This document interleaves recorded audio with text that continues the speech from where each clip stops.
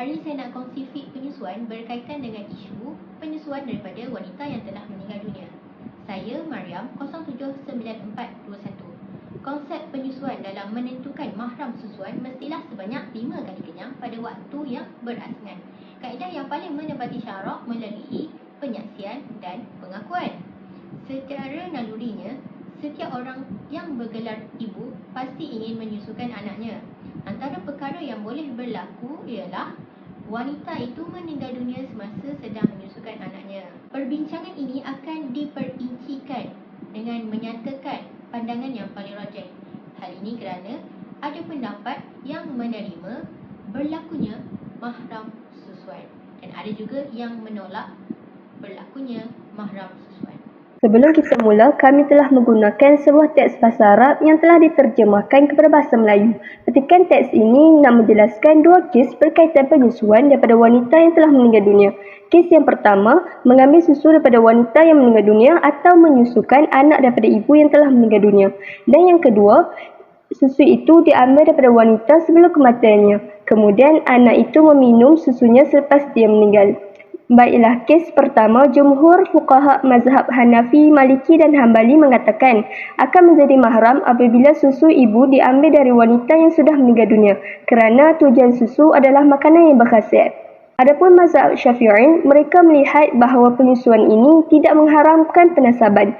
Hal ini kerana susu daripada mayat bebas dari kehalalan dan pensabitan mahram seperti binatang. Dalam kes kedua, yang mana susu itu diperas masa dia hidup dan kemudian kanak-kanak itu meminumnya selepas kematiannya. Semua ulama bersetuju bahawa disabitkan dengan ikatan mahram antara bayi dan perempuan tersebut.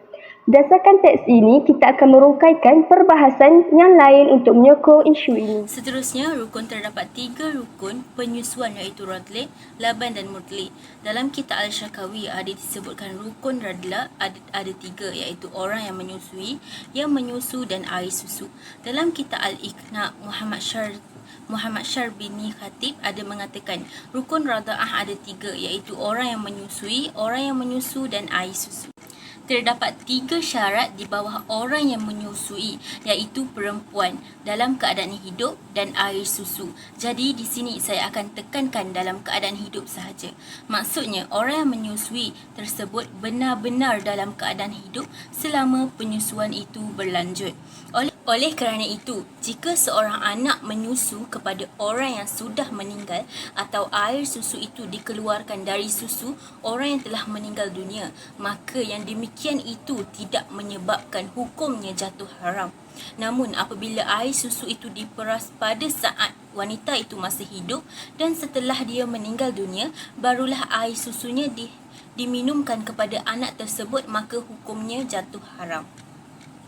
Sebagaimana dikatakan oleh Imam Taqiyuddin, perempuan yang menyusu keadaannya adalah hidup, maka apabila seorang anak kecil menyusu kepada orang yang telah mati, maka hal itu tidak tergantung hukum mahram kepadanya.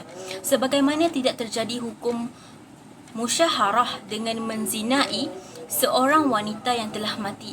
Apabila air susu itu dikeluarkan dari orang yang hidup, kemudian anak menyusu atau meminum air susu itu setelah matinya wanita itu, maka hal itu tetap mengharamkannya menurut pendapat yang benar. Pada pandangan mazhab Syafi'i, penyusuan daripada wanita yang telah meninggal dunia tidak diambil kira. Hal ini kerana orang yang telah meninggal dunia tidak mempunyai apa-apa tanggungan. Syarat penyusuan mestilah perempuan tersebut masih hidup. Dan jika sekiranya masih hidup, penyusuan mestilah berlaku sebanyak 5 kali kenyang pada waktu yang berasingan. Dengan itu, tidak berlaku mahram susuan antara seorang ibu dan bayi yang disusuinya. Tapi lain pula dengan mazhab Maliki dan Hanafi. Mereka berpendapat bahawa terjadi mahram susuan antara seorang ibu dan anak tersebut dan mereka berpegang kepada penyusuan akan menguatkan tulang dan menyebabkan bayi tersebut hidup. Seterusnya ialah hikmah penyusuan daripada perempuan yang telah meninggal dunia. Implikasi terbesar dari penyusuan adalah penentuan sistem kekeluargaan Islam. Ia bukan sekadar pendedahan aurat yang dibolehkan, bahkan diharamkan berkahwin sesama mahram susuan. Imam Al-Nawawi ada menyebutkan penyusuan merupakan perkara yang menyebabkan kepada mahram mu'abbad, iaitu pengharaman bagi anak susuan berkahwin dengan ibu susuannya selama-lamanya. Antara hikmah Allah SWT menjadikan susuan sebagai asbab tercalinnya mahram kerana anak tersebut bergantung sepenuhnya kepada susu badan ibu untuk pertumbuhan tulang dan dagingnya, lalu membesar dengan sihat. Secara amnya, susu badan itu telah menjadi darah dagingnya.